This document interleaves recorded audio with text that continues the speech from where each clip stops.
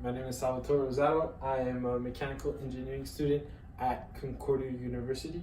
And this is my video project for my ENGR251 class, which is thermodynamics. So I decided to take on the subject on explaining what is thermodynamics. So to break it down real quickly, I decided to separate it into three parts.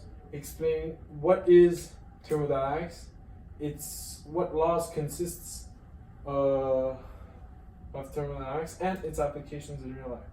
So if I should start with the part one, what is thermodynamics? So when you hear that question, what is thermodynamics, the first thing that pops into my head is the word heat. So how heat is transferred, how heat is used into different systems to create some type of work or some type of benefit, if I should say it like that. So the real definition of thermodynamics is that thermodynamics is the scientific study of energy. So as you can see, heat is a type of energy that is used. So in the big picture, energy is pretty much anything you use to move something and to create electricity, to use to make a fire, to cook your food,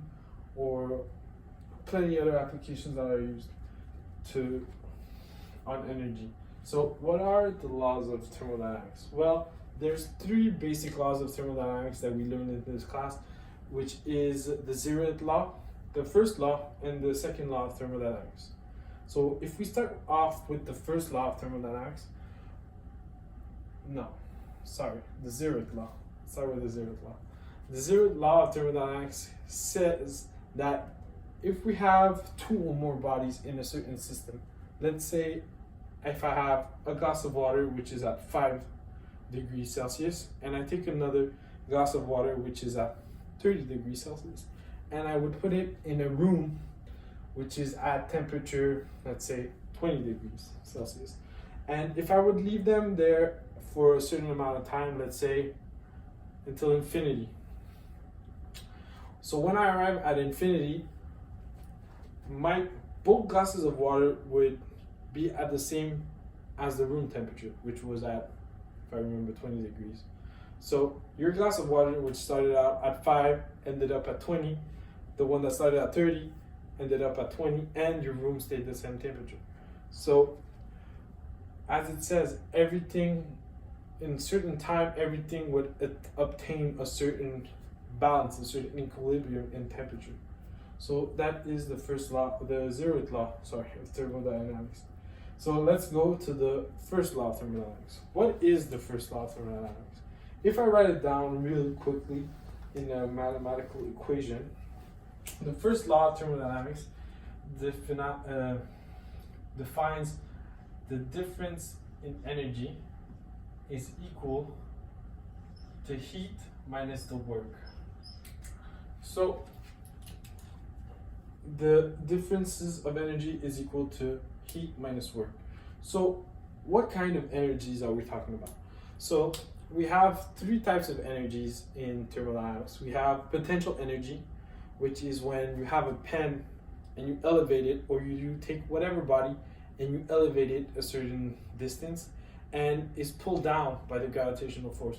So if I take an example real fast, I take this pen on my hand, no potential energy. I lift it up, the higher I go, higher the potential energy it has. So if I would drop this pen, it would fall down. But while it's falling down, it would hit my hand, and before it hit my hand, it would have some kinetic energy, which is another type of energy we use in thermodynamics, where we say a body in movement has energy. So if we take back the example of the pen that's falling down, that pen, right before it hits my hand, it went down a certain, let's say 30 centimeters. It had kinetic energy for that 30 centimeters down, and it had potential energy. But we also learned that there was a third type of energy in this class, which is internal energy. So what is internal energy?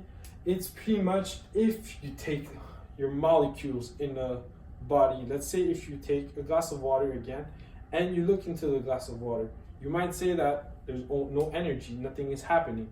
But if you go to an atomic level, molecules are still moving around. They're still hitting each other, they're going in every way, but they're still moving. So that consists of energy because something is moving. So it's pretty much the energy of molecules.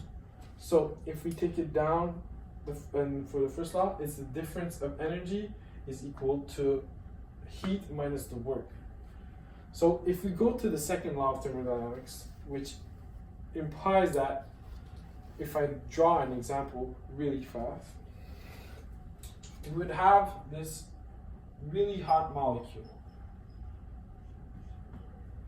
And we would have this other molecule which would be really, really cold. So, as it states the second law of thermodynamics, every hot molecule is always attracted to the cold molecule. Okay, perfect. But the cold molecule would never be attracted to the hot molecule. It, for me, is really counterintuitive because when you're cold, I would like to be hotter than cold, but that's how the molecules work. So this is pretty much the second law of thermodynamics. So hot molecules, everything that is hot is attracted by the cold, and everything that is cold is not attracted towards hot. So that is pretty much the second law of thermodynamics.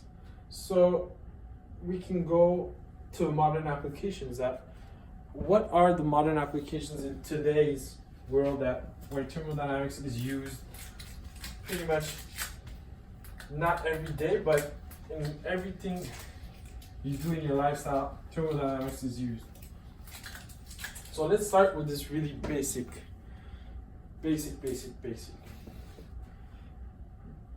Example.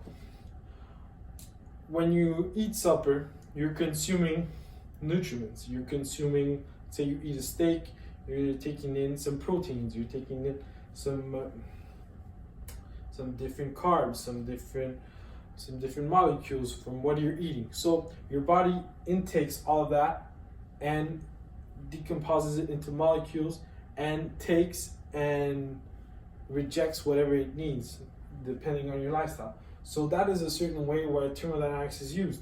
You're not knowing it, but your body is taking the energy of those particles and using it in your body to maybe making you breathe, making you move, making you walk, making you think.